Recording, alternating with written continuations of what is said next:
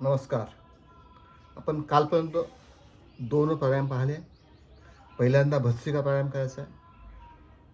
दुसरं प्राणायाम कपालभाती. कपालभाती झालं की लगेच आपल्याला बाह्य प्राणायाम घ्यायचा आहे. बाह्य प्राणायाम पोट आपलं लवचिक राहतं, पोट आपल्याला आतमध्ये खिचायचं आहे. बाह्य प्राणायाममध्ये पहिल्यांदा येतं आपलं त्रिबंधासन. 3 बंध लावायचे आहे. 3 बंध लावायचे आहे म्हटल्यानंतर लांब श्वास घ्यायचा आहे. श्वास सोडून द्या. पूर्ण पोट आत ओढायचं आहे. जेवढं आत जाईल तेवढं आत. दोन्ही हात घुटण्यावरती. मूलबंध लावायचा आपल्याला, म्हणजे गुदाचा भाग वरती ओढायचा आहे. पूर्ण गुदाशय वरती ओढा. पोट आत जाईल. हनुवटी कंठस्थायी लावून ठेवायची. मूलबंध लागेल जेव्हा आपण गुदाशय वरती ओढून ठेवू. मूलबंध लागेल. नंतर पोट पाठीशी चिपकले का उड्याण बंद. हनुवटी कंठाशी लागली की आपलं जालंधर बंद. असे 3 बंध लागतात. काही सेकंद थांबायचं. कमीत कमी 30 ते 40 सेकंद थांबायचं. हे आपलं 2 ते 3दा करून घ्या. पुन्हा एकदा पूर्ण गुदाशयाचा भाग वरती ओढायचा. वाटल्यास घुटण्यावरती हाताचा आधार द्या. पोट तुमचं बघा पाठीशी चिपकेल. हनुवटी कंठस्थायी लावायची.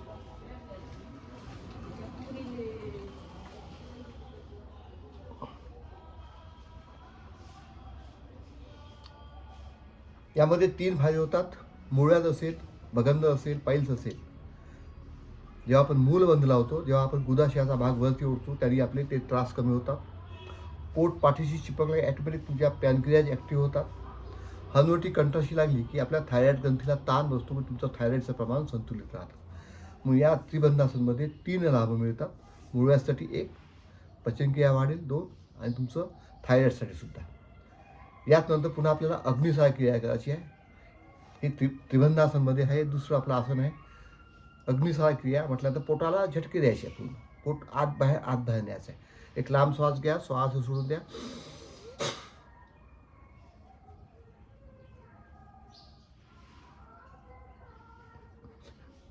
एका श्वासामध्ये 20 ते 25 वेळा पोट हल्लं पाहिजे. पोट आत जाईल, सोडून द्यायचं. आत बाहेर, आत बाहेर. पुन्हा एकदा.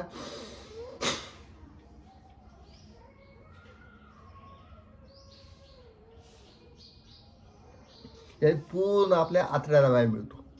लहान आतडे असेल, मोठे आतडे असेल, पूर्ण लवचिक राहतात, क्रियाशील होतात. मग आपल्याला अग्निपुरवठा करायचा. आपल्याला कुठे? जो आपला अग्नाशय असतो, अग्नाशय सुद्धा आपला व्यवस्थित राहायला पाहिजे. त्यासाठी आपल्याला हे अग्निसार क्रिया करायची आहे. जठराग्नी म्हणतो आपण. जठरामध्ये त्याला आपल्याला अग्निशक्ती पुरवठा करायची आहे. तर हे अग्निसारमध्ये होत असतं.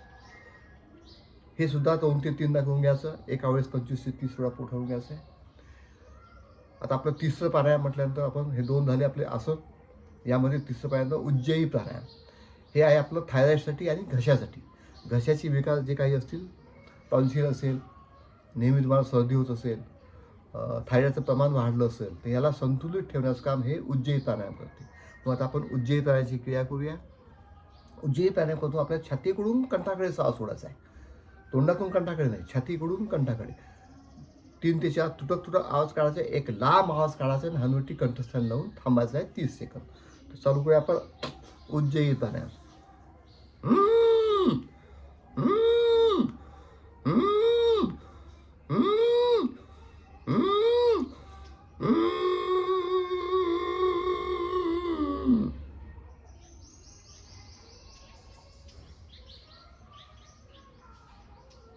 थोडा वेळ थांबायचं 30 सेकंद. त्यानंतर आपण जालंधर बंद सोडून द्यायचं. एक एक बंद सोडत द्यायचं.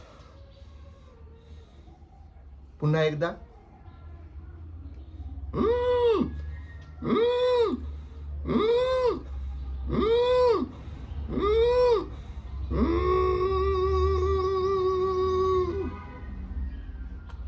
लांब श्वास घेऊन हनुवटी कंट्रोल लावायची. आपलं जालंद बंद लागलेलं आहे. याने आपले थायरॉईडचे प्रमाण कमी होतं. ज्यांना थायरॉईड असेल त्यांनी 10 वेळा करायचं प्राणायाम. याला म्हणतात उज्जयी प्राणायाम. 30 ते 40 सेकंद थांबल्यानंतर हनुवटी वरती उचलून घ्यायची. उजवी नासिका बंद करून डावीतनं श्वास सोडून द्यायचा.